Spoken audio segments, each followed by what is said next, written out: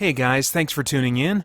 We've got a ton going on here at Spirit Blade Productions and Christian Geek Central, including our in-depth Bible study for geeks, movie, game, and other entertainment reviews or commentary, live streams, Christian geek news, original audio dramas, and tons more. And on top of all that, you can become a Spirit Blade insider with an influential voice and get access to exclusive content and rewards. It's your involvement as a patron that will keep all of this going and growing, so I want to thank you for your consideration in that. For more information, please check out our Patreon page through the link below at patreon.com/spiritbladeproductions. Thanks for listening. The truth will set you free.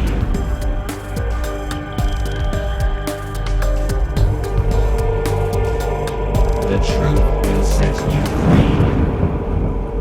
Hey guys, Peter Franson here from christiangeekcentral.com and Spirit Blade Productions. Right now I'm going to attempt to examine the Bible and dissect some of the churchy language we can easily take for granted, digging into history and languages, when I'm able, to try and get at the heart of the text so that we can hopefully see and then apply at least some of what God has for us in these words today. Now, I'm not formally trained in Scripture. I'm just a guy using resources and a questioning mind to try and get at the truth. That's something that we can all do, so I hope that you are doing that with me. We're taking a short detour this week and maybe next week as well from our study through the book of Philippians because of a family vacation that is prolonging our weekend on both ends. I've got a short week this week and then a short week next week as well. So, but this time I thought I could at least take advantage of some of our Bible studies that we've done in the past, particularly one that has not been put on YouTube because it was done, I want to say back in 2009, I think like 11, 12 years ago. I mean, long time. I couldn't believe it had been that long. But 1 Corinthians chapter 13 seemed like an appropriate kind of a passage to touch on, especially, well, for two reasons. One, because as I record this and as it's going to be on the Christian Geek Central podcast, it'll arrive just before Valentine's Day. On the YouTube channel, it'll arrive just after, but it's really an evergreen topic because it's about love, but it's not about specifically romantic love. It's about agape love. The Greek word agape is the word that is used to describe the love that we're commanded to learn and to convey and to exercise in all of our relationships. This selfless love that God has for us, that He expressed most tangibly in Jesus. So I thought it would be good because this love applies to all the different kinds of love relationships that we have in life. So I'm actually just going to read through and talk through my notes from a number of years ago, which I think are still pretty good. So hopefully they're at the very least still relevant today. 1 Corinthians chapter 13, verses 1 through 7. In the ESV that reads, "If I speak in the tongues of men and of angels, but have not love, I am a noisy gong or a clanging cymbal. And if I have prophetic powers and understand all mysteries and all knowledge, and if I have all faith so as to remove mountains, but have not love, I am nothing. If I give away all I have, and if I deliver up my body to be burned, but have not love, I gain nothing. Love is patient and kind. Love does not envy or boast. It is not arrogant or rude. It does not insist on its own way. It is not irritable or resentful. It does not rejoice at wrongdoing, but rejoices with the truth. Love bears all things, believes all things, hopes all things, endures all things." So in the context here, Paul has been talking about some of the various spiritual gifts that Christians are given to serve God and their community of believers. In chapter 12, before this, he emphasized the equality of all believers regardless of what their gifting may be.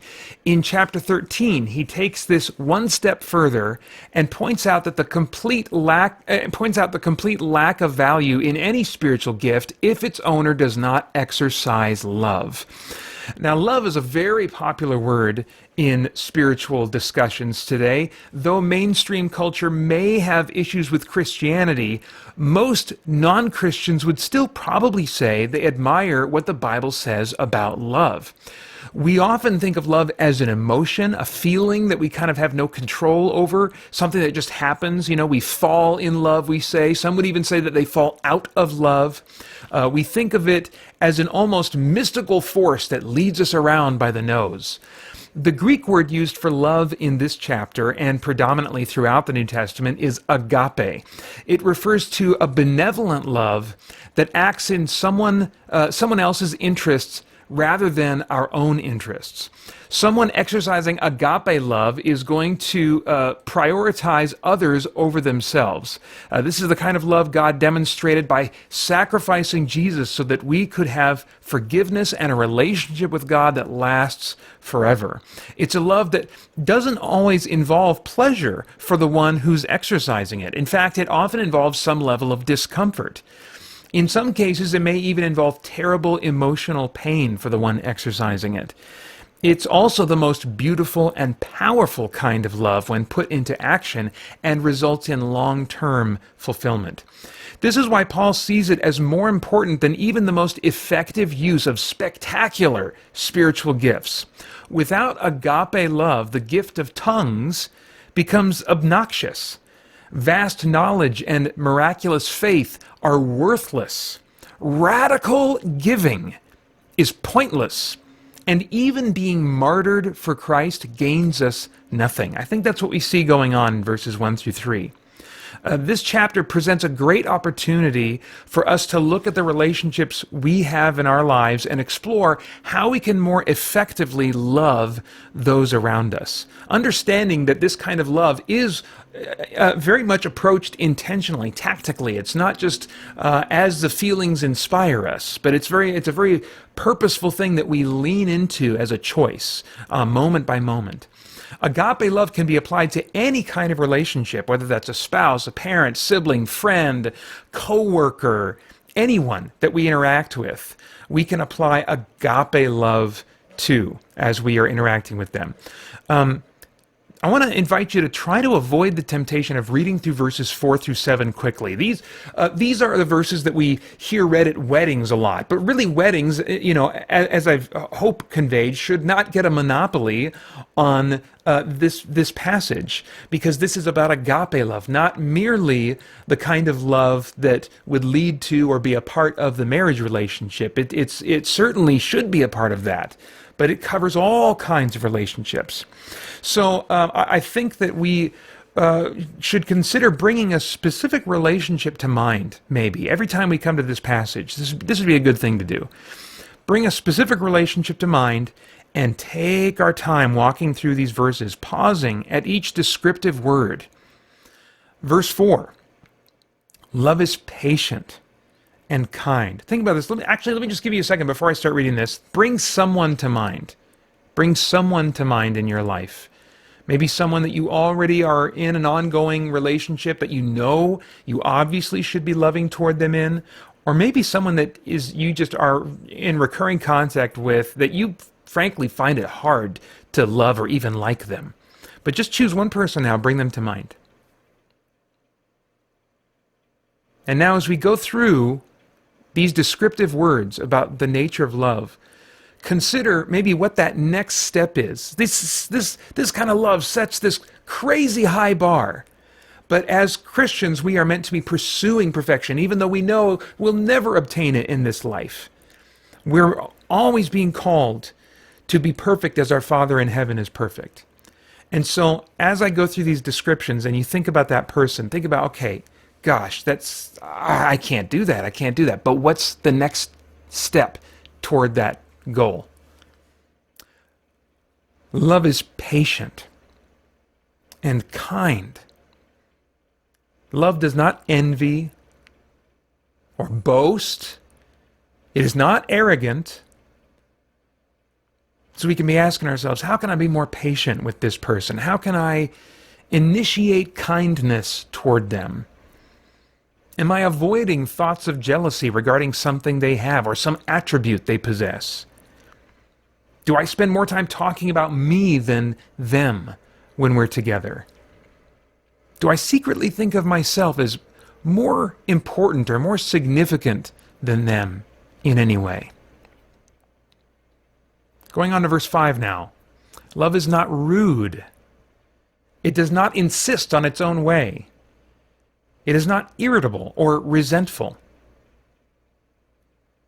So as you think about that person, ask yourself, do I extend social courtesies to them, or have I maybe become so comfortable with them that I take them for granted? Am I looking for what I can get out of the relationship, or looking for what I can offer this relationship? Do I become angered easily by this person, or keep a mental list of all the times they've hurt or failed me? Verse 6 now.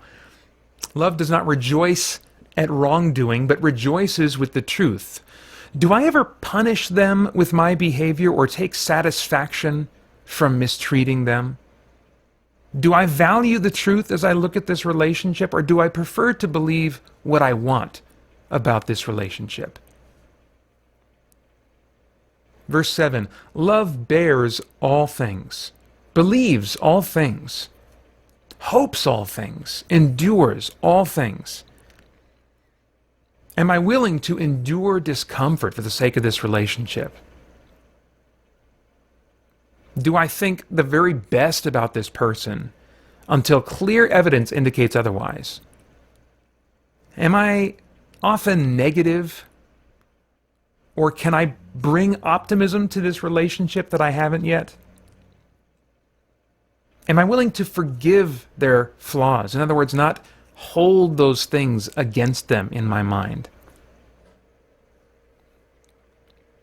Now, it should be noted that agape love is, not about being walked all over. Now, I want to be clear that sometimes agape love does willingly allow ourselves to be walked all over. I mean, Jesus certainly allowed himself to be walked all over.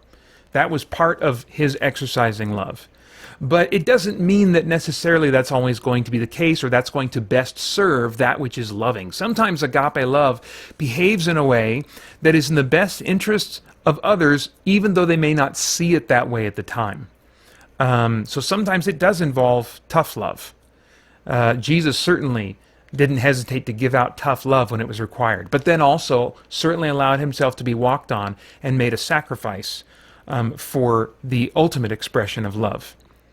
But yeah, another example with Jesus would be like, his contemporaries, they wanted a warrior in their Messiah, but he came as a suffering servant and a sacrifice, because that's what we all really needed, even though that's not what we wanted or thought we needed, or it wasn't our expressed need at the time. Agape love doesn't ignore sin in others, but it does demonstrate patience and forgiveness while confronting and working through sin issues with others. No one will exercise agape love perfectly, apart from God himself. But we can each repeatedly ask ourselves, in what area can I grow in agape love today? How can I better apply? What's that next step to applying agape love to a specific relationship this week? If you'd like some help finding a good church in your area, I would love to help you do that if I can. Online resources and communities are good supplements, but by nature they just can't speak to your particular situation like relationships in a local church can. The context for almost everything in the New Testament assumes that we're serving and building purposeful relationships in a local church. So whether you're in a church that just kind of lacks Bible-based intentionality, or maybe not attending any church at all, if I can help you get connected to an authentic, compassionate, Bible-oriented church, I want to do that. You can email me at paeter@spiritblade.com, and we can look at some websites of churches in your area together.